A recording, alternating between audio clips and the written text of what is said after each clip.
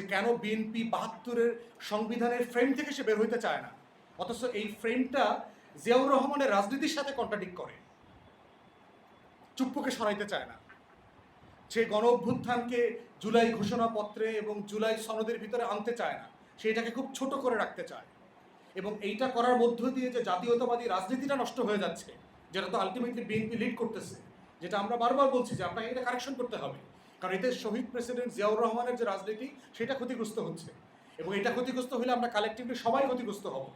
দিল্লির আধিপত্যবাদের বিরুদ্ধে যে লড়াই, এই লড়াইটা তো বাংলাদেশে জিয়াউর রহমানই মেইনলি লড়েছেন। অতএব তার দলও তার রাজনীতিটাকে ওন করতে চায় না, সে ঘুরায় ফিরে খালি তার কেবলা বদলায় চুপ্পুর বাড়ি চলে যেতে চায়, খালি ৭২-এর বইতে চলে যেতে চায়, তারে ১০৬-এর যে মানে এনভেলপ এই খামের ভিতর তাকে ঢুকাই দিচ্ছে। অতএব এই রাজনীতিটা হচ্ছে ন্যারেটিভের পলিটিক্সে সে বারবার হেরে যাচ্ছে, এবং এগুলোর মধ্য দিয়েই হচ্ছে বারবার এই আওয়ামী সোকল্ড আওয়ামী বাম এই দিল্লির আধিপত্যবাদী যে ন্যারেটিভ এইটা স্পেস করে নেয়। এখন এটা বলার মানে কি আমরা বলছি যে বাংলাদেশের সেকুলার লিবারাল ফোর্স থাকবে না? অবশ্যই থাকবে, নিশ্চিত থাকতে হবে যে আমার রাজনীতির সাথে একমত অবশ্যই সমস্যা নাই, কিন্তু আমার দিল্লির আধিপত্যবাদের যে ন্যারেটিভ, এই ন্যারেটিভটা ভেঙে নতুন বাংলাদেশ পন্থী ন্যারেটিভ, আমার মাটির সাথে আমার ৮০০ বছরের লড়াইকে কানেক্ট করতে হবে।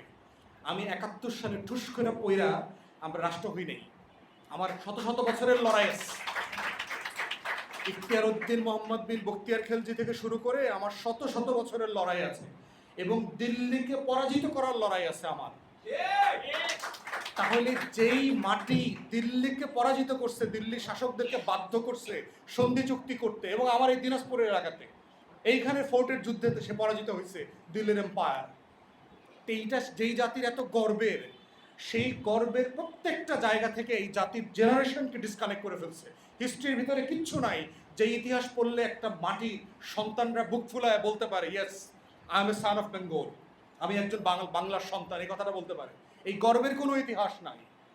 ইভেন ৭১-এর ইতিহাসের ফ্রেমিংটা দেখেন, আমাদের ৭১-এর গল্পগুলো যখন আওয়ামী লীগের লোকজন বলে দেখবেন খালি কান্দে, ৭১ সালে আমার ৩০ লক্ষ লোক মারা গেছে, ২ লক্ষ মা নির্যাতিত হচ্ছে, ৭১ সালে আমার এটা হচ্ছে সম্পত্তি। বিজয়ী জাতি কোনোদিন মৃত সোলজারদের সংখ্যা কাউন্ট করে নাকি? যুদ্ধের পরে কি হয়? ওরা শহীদ হয়ে গেছে, বীর দাফন কাফন করে পতাকা নিয়ে আগায় যেতে হয়। I am proud of the soldier sacrifice.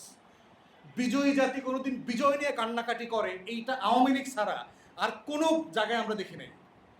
এবং দেখবেন যে ৭১ নিয়ে খালি আওয়ামী লীগ কাটাকাটি করে ভাই ভাই, কারণ ও তো যুদ্ধ করে না, ও তো চোর, ও তো ওর মধ্যে হীনমন্যতা কাজ করে। ও কলকাতায় গিয়া সোনাগাছি আর ধর্মচালায় তো খাট কাঁপায় যুদ্ধ করছে। আওয়ামী লীগ তো অস্ত্র ধরে যুদ্ধ করে নাই। আপনারা এম এ মহাইমেন আওয়ামী লীগের এমএলএ ছিল ৭০